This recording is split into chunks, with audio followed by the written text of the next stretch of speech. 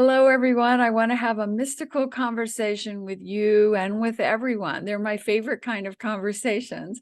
And it's when we lift above this heavy physical world and all of our responsibilities and tedious details and really shift into our soul's view of life.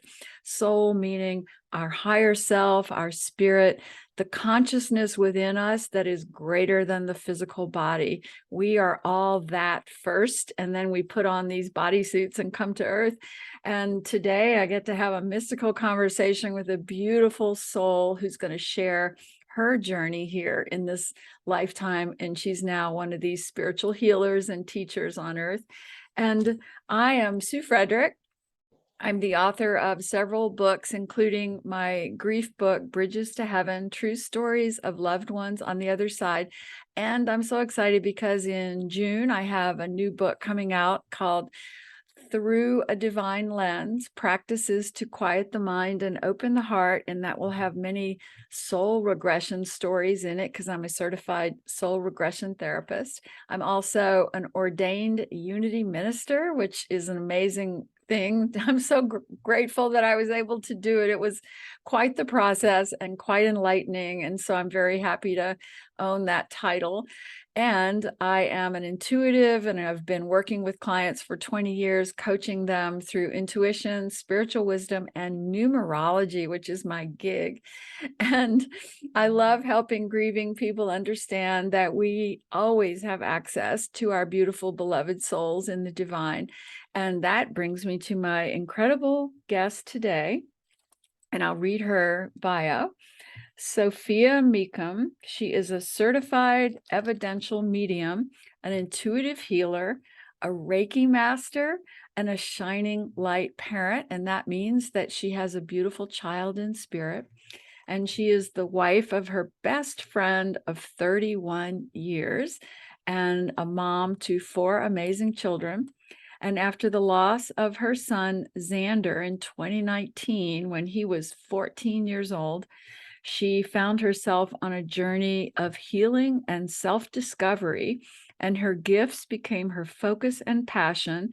And she became a full-time energy healer, psychic medium, and now uses her experience and her intuition to help other grieving parents.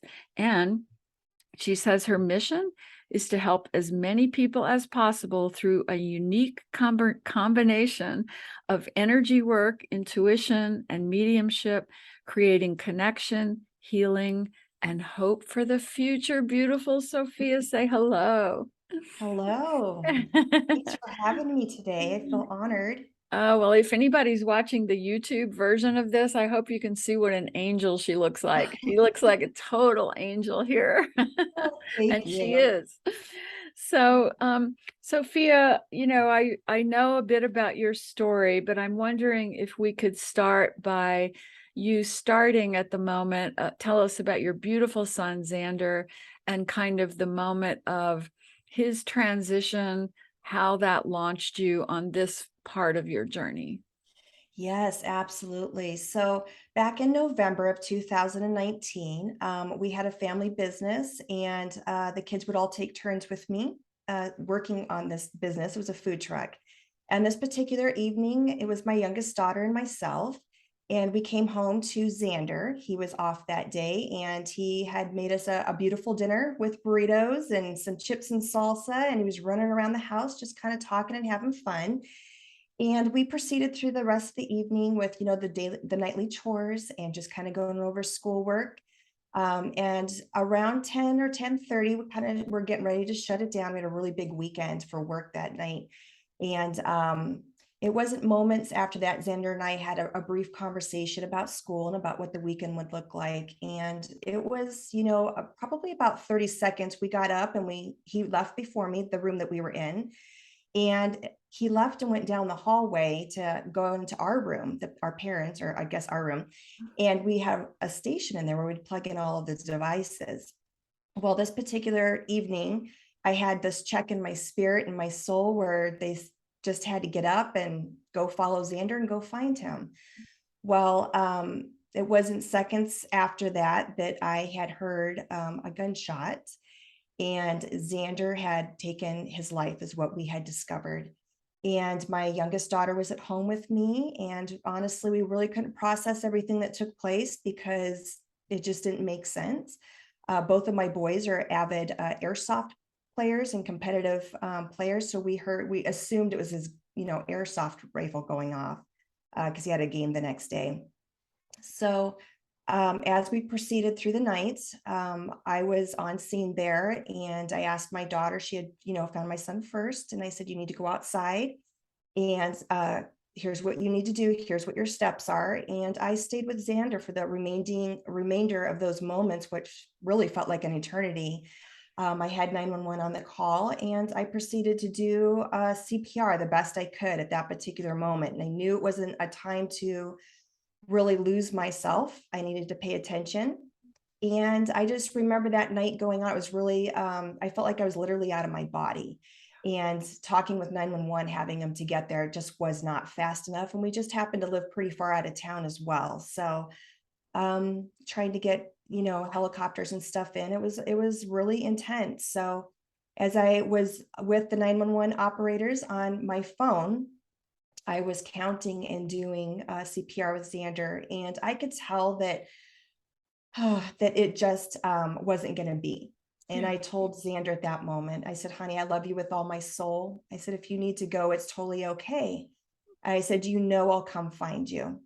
And I left it at that. And it wasn't moments after that that help arrived. And I went outside and my husband shortly arrived, which I'm sure felt forever for him, but he came and I just remember standing outside where everybody was in the house doing their thing and looking up at the stars. And I was just like, I just can't believe what's happening. Like I was in shock. And I said, this cannot be the end of our story. And yet at the same time, there was a part of me that really didn't even see an option to overcome or be whole again. It just didn't even exist. Yeah. So that was a long night and we all made it to the hospital and Xander did transition that night, a little before midnight, I believe.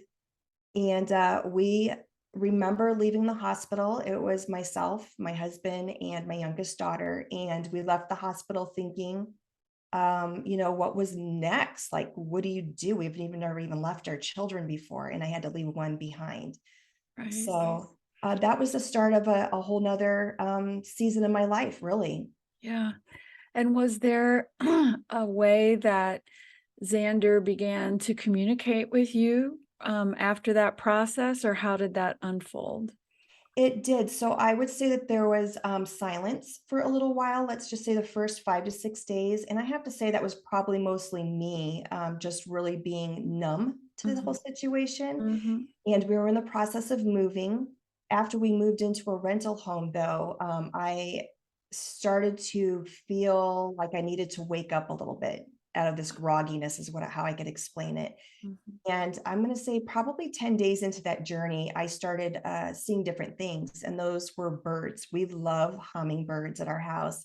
And they would come all of the time, and butterflies. So I started to see those small things. And they did give me a little glimmer of hope because being able to see spirit, I actually started that at a very young age.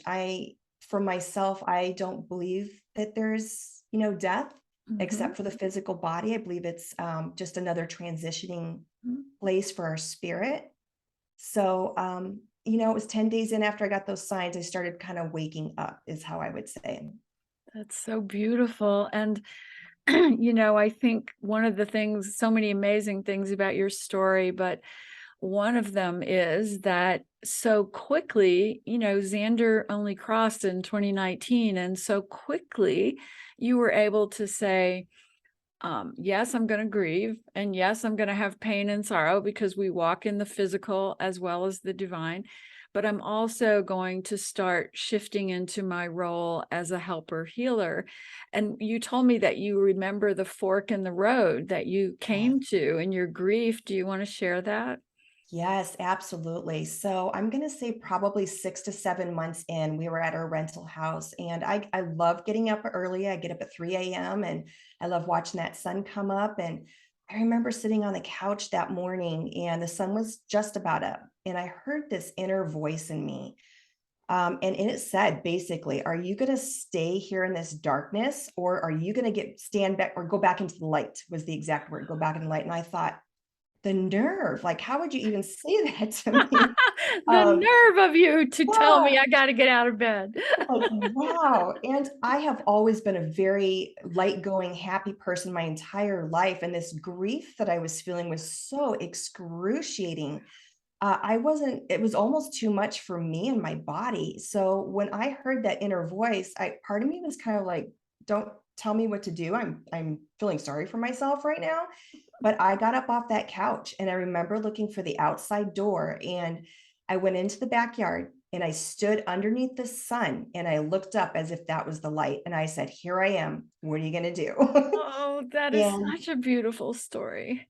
it was a very defining moment. And of course, I had no clue what was coming after that, but I just said, here I am. And just that was it. And you know what you're describing is that moment of surrender that I think we all hit when we're in the middle of a big challenge, no matter what the challenge is, where we go, I surrender to whatever this lesson is, open my heart and make use of me, show me how to use this pain with grace and wisdom. And you explained so beautifully, looking up at the sun and saying, what are you going to do with me? I'm here, use me. And anybody today who's facing that kind of devastating grief or even any kind of pain, when we quit resisting and fighting and just for a pause, just for a moment, say, I choose the light. I Mhm. choose the love. Make use of me. Show me what to do. Oh, that is the most beautiful prayer. That That is that so, request is always answered. it is. And it's very, very powerful.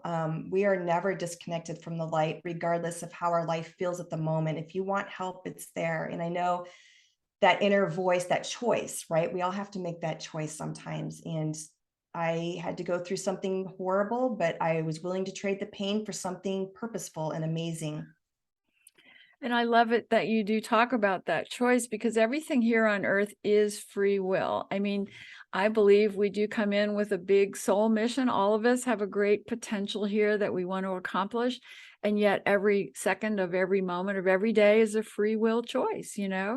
And so we can say, I'm going to, back off, spirits. I'm going to wallow in my pain for a while. And we can do that as long as we want.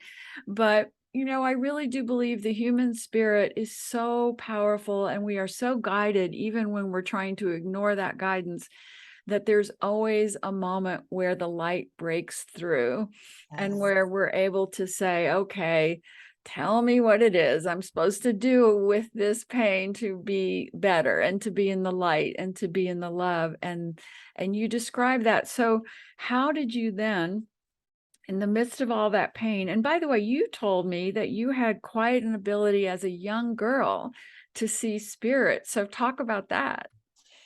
Yes, I have memories going back to probably as early as age 4 or 5, as to seeing spirit. And I think one of the biggest things I recognized later is we used to go visit my great grandma at a nursing home. And I vividly remember saying, I don't want to see all the grandmas and grandpas. And my mom's like, what are you talking about? And so it was just kind of blowing off. So over the years, even as a small child, seeing different things and not having the understanding or, being able to process it, it was very challenging at times. And I did feel isolated. I kept to myself quite a bit. Yeah. And then getting into high school, I had some different experiences that I was like, whoa, that, it was a little too much for me. Yeah. And I kind of dulled it down. I turned it down a little bit, is what I did, like a little dimmer switch. So, and then, in my 20s, I decided to have kids, and we started going back to church, trying to create that family atmosphere. And I went through different stages of church as well, starting from Southern Baptist, all the way into the charismatic area. So, Oh, that's a which great spiritual exploration journey. We've got to walk that journey somehow. It has, and honestly, I took some of my beliefs started changing a little bit as I Mhm, continued my spiritual journey. mhm, For myself, I knew there was a lot more that wasn't being talked about, obviously. mhm, So I would say towards the end of me actually attending church, I learned how to heal mm, and work with that energy mhm. and seeing angels and just working with people. I think that's where my heart really started to reach out to help the people with, that were hopeless and wounded or sick. Yeah, So, and then at that point, I stayed there for quite a few years and became part of the healing team, if you want to say that. And that's so great. yeah, we did And that different was all outreaches. before Xander's crossing. It was. So how did Xander's crossing impact your spiritual beliefs? Yes. So, again, knowing that there was so much more out there, I'd experienced it on my own and hadn't really been able to verbalize it or talk about it with anybody. We decided to leave at one point church Mhm, and kind of started from there, really just exploring things. So when Xander had transitioned, um, I had this really gut feeling when I was ready to listen to it that this was going to take me into another area that maybe I had been preparing for most of my journey. And because I was at that point always asking for more, I loved knowing all the fun stuff. Um, I just hadn't pictured that it would come from this way. yeah. So, just really being able to engage with spirit and know that they're there. And that's what gives me hope every day. Mm. And I also had to go on a healing journey for myself. So I worked on myself for at least a year and a half to 2 years, trying to release my grief and opening up my heart is what I needed to do because I closed it off pretty good. And speaking to any parent or anybody who's ever lost a loved one to that beloved choosing an early exit, I prefer to say they chose an early exit than to say any of those awful terms we have about suicide. Um, when you look at the guilt, the grief, and the way other people will judge you, especially some religious dogma churches will judge you about that, what would you have to say to any person whose loved one crossed from Mm. taking their own life early to leave early? What would you say to them? I would say that I can tell you beyond a shadow of a doubt from my own experiences and what I've witnessed as a medium that they are absolutely okay and they're fully healthy and restored to a high vibrational being just as they came into this world.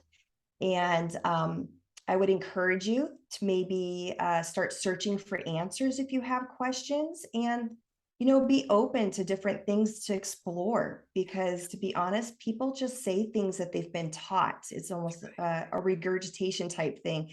And I don't really even feel a lot of people, especially in the religion aspect of things, that they really even have any answers. They're just, again, repeating. That's So right. I encourage you to find a way to heal yourself. And it doesn't have to be the traditional way. Go out of the box, find what works for you. And I but love that statement. I have to pause you because beautiful numerology students, clients of mine, she's on the Aries 3 path, which is the path of your own unique self-expression. And the Aries makes it loud and proud leader. And, the 3 is always about creatively putting together your life story, using your pain in a creative way to move forward, and always unconventional. And look at this beautiful angel here on this video and in this podcast talking about how she did do the traditional journey of church and religion and then had the confidence to say, not all of that is resonating as true. And today, she's a very well-known, well-respected medium. And she helps so many parents, especially because you have to tell the story of how you found helping parents heal, oh, and also especially helps those who grieve someone who left early of their own choice, which carries a particular kind of pain and mhm. a particular kind of guilt that I believe only the spiritual view can help us move through. What are your thoughts about that? I agree with you 1,000%. I think our society has a different view on, suicide itself. It's actually hard to say even around people because of the energy on it. So, yes, you should absolutely. Wow, so sorry. Are you Just- seeing spirits right now? yes, oh my gosh, I'm so sorry. Shh, I'm talking, guys. I'm just kidding. That's Okay. great. So, yes, I think this is something that our society needs to talk about a little bit more. There needs to be some more love and grace and be patient. And I did go through a stage where, I was told, let me just put that there, that, suicide, there's a lot of guilt and shame attached to that. So I did try that on, if you would like to, word it that way. Mhm. And I said, no, I'm not going to accept this because I know that I loved all of my children the best I could with the tools I had at that time. Yeah. Oh, that And is so beautiful. Put that on again, repeat. Just say that again for the listeners. yes, yes, I did the best I could, loving all of my children with the tools I had at the time. And Beautiful. that just brought so much energy. I guess I had a feeling in my stomach and I was like, this doesn't feel good to be wearing the guilt and shame. And I released it. And it And doesn't help anybody to live a helping, healing life, to carry that toxic guilt. And it's absolutely. not what those spirits ever want to see us doing or being. That's just, I know they're flashing across your vision right now. And I know all my departeds have come back and said, everybody chooses their own soul exit. Like there's nobody here on earth who says, I caused, who can say they have the power to say, I caused that person's death. Everything's a Yeah. soul agreement and a soul exit choice point, which is so hard for this world to understand or embrace. It is. I think we just don't have enough information about that as well. And also, it's so easy to fall into, and I hope this isn't offensive, to being a victim. Yes. The poor me thing. Why does this happen to me? And, those little souls came into our lives, and most likely we learned more from them if we were open to receiving it that way. And So, your son, Xander, was a powerful Leo 8 path. That is, I got to tell you, he is and was the most powerful member of your soul posse, agreed to the hardest job to come and break everyone open by his early crossing. And his name is Xander, which you told me right before we started our conversation today that it means. it's warrior. Gosh, Yes. that's so great. I mean, when a soul comes in to own their power in every way and help people wake up, we can't judge how they do that. And Mhm. do we know that Xander has woken up your entire soul posse to start seeking new answers and a new vision? Heck yes. Yeah, most definitely. He was a powerful little being, and he was such a kind and gentle soul. And we used to laugh at him because every time we'd go out to eat or he'd get anything, he would always leave 20s and 50s behind for like tipping because he just wanted to bless everybody. So So, great. That is so yeah. great. Oh. Oh, And I do believe there are teachers, I've been saying since 1979 when I lost so many people I loved that the most enlightened souls leave here first because they don't need to be here any longer and they fulfilled their purpose and they're done and their early exit will wake us all up, and that those of us who still have a lot of work to do like you and me, we're going to be here a long time. right. Oh, I love that. And also tell me the magic story of how you found helpingparentsheal.org.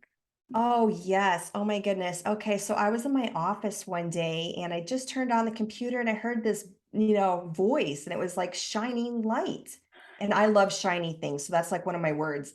And I thought shining light and then I heard shining light parents. Well, it was my son in spirit was saying these words to me. And I was like, "What in the heck does that even mean?" And he said, "Look it up." I was like, "I am busy right now," but I got on the computer and I looked up Shining Light Parents. And what it did is it took me to Suzanne's Giesman's definition of it. And I thought, well, that's kind of interesting. I've never heard of, a group of people actually believing in afterlife for one. Yes. So I saw the Helping Parents Heal on there and I went to their Facebook page and I got on there and I heard Xander say, look up the location. So I went into the location area and I saw Carefree area, which is where I'm at.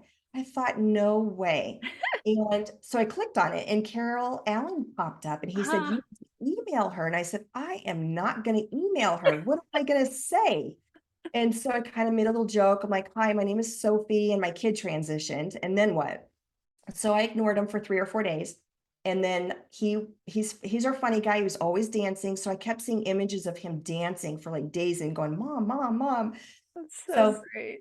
yep, I ended up emailing. So I gave in and I ended up emailing Carol and we met. And she was sharing a little bit of the background of the group. And I thought, oh my goodness, I can be me here and I can talk about stuff. And she said, Yeah. absolutely, honey, we love you. Come on in. So Oh, God, it, I love that story. That captures the essence of helpingparentsheal.org. Just, we love yes. you. We're here to explore it all with you. There's no dogma, there's no religion. Come jump in and with all heart. And I'm so amazed. And I believe in divine order and I believe in soul posse. So this shouldn't ever shock me. But every time I hear these stories, I'm just, oh, it makes me so flippin' happy. I can honestly say that I have some really amazing ladies and friends around me, and I would have never even thought of such a thing, but they are literally my tribe, and I love everyone. It's Yes. amazing. I am so grateful. Well, Sophia, I don't know if you know my story, but I lived in Boulder, Colorado for 40 something years, thought I'd never leave there. And my husband, Gene, too. And we raised our 2 kids there. And we lived in a gorgeous place surrounded by mountains and nature and had owls in my backyard. And, if anybody had ever said, you two are going to move to Phoenix, Arizona, we would have said, you're crazy. We're just, no, that's not going to happen. And then my beautiful husband was diagnosed with a very intense cancer in 2018, which shocked us completely. And I had lost my first husband to cancer in 1979. And Gene and I, when we came back from our shock, I said to him, hey, this is your journey. I support you. I love you. Whatever it is you want to do or however you want to walk it, I'm here for you. Because I had to learn that lesson the first time around. Like, I can't try to cure him, heal him, or tell him what to do. It's his journey. And so he said, no, we're not giving in to this. Every doctor we went to see said, go home and write up your will. And Gene said, I'm going to find somebody who has a light and a possibility. And that doctor was here at Mayo. And Oh, literally in probably a month, we called the realtor, decided we were moving here. All we knew was there was a doctor here that said he could really help Gene at Mayo Clinic, and he accepted Gene into his program. That's all we needed to know. And I came here knowing nobody. And I remember when we got here, I was thinking, oh, wow, what have I done? Like, I'm turning 70 and I don't know anybody here. And one of my grieving clients, because I worked with grieving clients for 20 years in my business, Gail, I'll just say her name, beautiful Gail Lynn, who I adore. She lost her son when he was around 19. And she said, Sue, you've moved right in the neighborhood of Elizabeth Boisson and Helping Parents Heal. And I was like, what is that? And she said, you've got to meet her. And literally, suddenly, after being this many decades old and thinking Boulder was my home, I have the best friends here I've ever had in my life. And we're all soul connections like this through Helping Parents Heal. And I'm like, divine order just blows me away. Here I am in absolutely. Phoenix, Arizona, connecting to people like you. You probably live a mile from me, Sophia, you Probably. know? I And love it.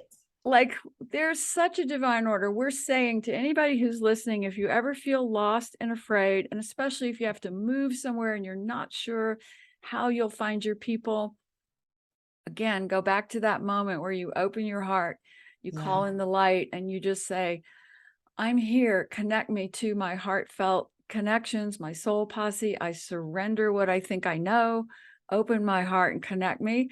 And the next thing you know, you're having coffee with the greatest friends you've ever had in your life. Seriously. No kidding. So Oh, thank you, departed. Thank you, departed children, and my departed Paul, Chrissy, Marv, Dad, my whole posse, for oh, always saying, Sue, pay attention. It's all on purpose. Oh, I love that so much. That's so true. And if listeners, you guys need help bringing in that light, it's okay to go out and physically stand underneath the sun if that's I what you need to agree. do. And Do I it even all do day that with the long. moon too. I mean, you can Yeah. stand under a full moon and say, and that's my grandfather's story. My grandfather put my hand in the full moonlight when I was a young girl, and he said, "Do you see that light, Sue? That's perpetual light, and that's what God is." Oh, And that changed my life. And that's so amazing. go into your backyard, people, put your hands in the moonlight and say, "That's perpetual light, and that's what God is." Oh my goodness. I love that. So I'm supposed to be back on track doing a real interview here, and I'm just kind of messing it up because I'm loving talking to you so much. But I guess the main thing I want to say is, because you're doing your mediumship work now, when you went through the training of that, how does it now impact your ability? You were talking once about the grid, and I'm just wondering if you would sort of talk about that and how you connect. Yes. Where would I like to start with that? So, in order for me to be the best that I can with the mediumship or any type of the energy stuff and working with spirit in general, I really like to keep my energy up high. And that for me has been the trick to living, especially after being a grieving, going through grief. And what I actually do is a lot of what you just said. I love going outside under the moon or underneath the sun, and I see that warm light just coming in through the top of my head and coming all the way through my body. But the one thing I do that might be a little bit different is I see it also coming out of my heart and I Oh, yeah. expand it out. So I'll start with 360 degrees and wrap it around me, and I'll go as far as I can to expand it. And it took time. I used to do my home and then I'd do the city, I do state, and then I'd go out through the country. And before I knew it, I could see the planet underneath my feet and going out even further without any, yes, that's why I love that so much, with no limitations. And so when I'm going into the grocery store or reading or anything, I just make sure that my energy is above what I call the matrix, Beautiful. above the heaviness of the world. And so that those energies don't stick to me typically. I mean, I have my moments, but Mhm, usually they just kind of pass right through me and I can mhm. remain me and be completely unaffected by all of it. Oh, So so good. You really have an angelic presence. And I hope that whoever's listening on the podcast version might go and also check out the YouTube version of this, just to see her amazing angelic physical self, because I believe that our soul chooses our physical body because it serves the purposes of our soul mission in this lifetime. So, your physical expression, you really carry angelic beauty. It's not, beauty can be described in many different ways, but yours is definitely angelic. And thank here you. you are talking to grieving people about connecting to their angel soul children and angel soul loved ones and raising up to go above the grid. That is all such sacred, holy work. Thank you so much. Oh my goodness. Thank you. So, what else would you like to say before we say goodbye for the day? Well, I would just love to encourage everybody, if you are at the beginning of your journey or further along your journey, to get connected. And Helping Parents Heal is a great place to start and start looking for people that you can connect with. And I encourage everybody to go outside daily, stand underneath that light. If that's the only thing you can do, that would be my main thing to make a suggestion with. And And that's so beautiful because everybody can do that, you know? absolutely. Yes. And just know that you're loved and you're okay. And um, if you're open to it, you may be able to turn that pain into a purpose. And what is that? To be continued. Beautiful.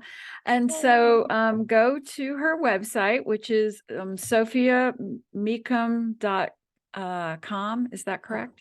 Yes, that's correct. So let's spell it for them. So why don't you spell that website for them? Yes, it's Sophia, Sophia. Last name is Mecum, MECUM.com. Beautiful. And there you can sign up for her sessions and her intuitive work, her mediumship, and also just get to know her. She's such an angel soul. And I'm so happy because I get to have coffee with her. That was so fun. All right. So Oh, if you have any questions, you can either visit Sophia's website, like we've mentioned, or mine, SueFrederick.com. And you can also get my book that it talks about these same kinds of stories, Bridges to Heaven, True Stories of Loved Ones on the other side. And I tell you what, the veil is so thin these days. Consciousness is shifting so much that if we can really take a play out of the playbook of Sophia and all the beautiful souls I've talked to who take their darkest pain and turn it into their healing work, we are transforming consciousness moment by moment. And I am so grateful to be on this journey and to know you, Sophia. Thank oh, you so much. thank you. It's been such an honor to know you as well. I look forward to the future. Yeah. Thank you, sweetheart. Bye-bye. Thank you. Bye-bye.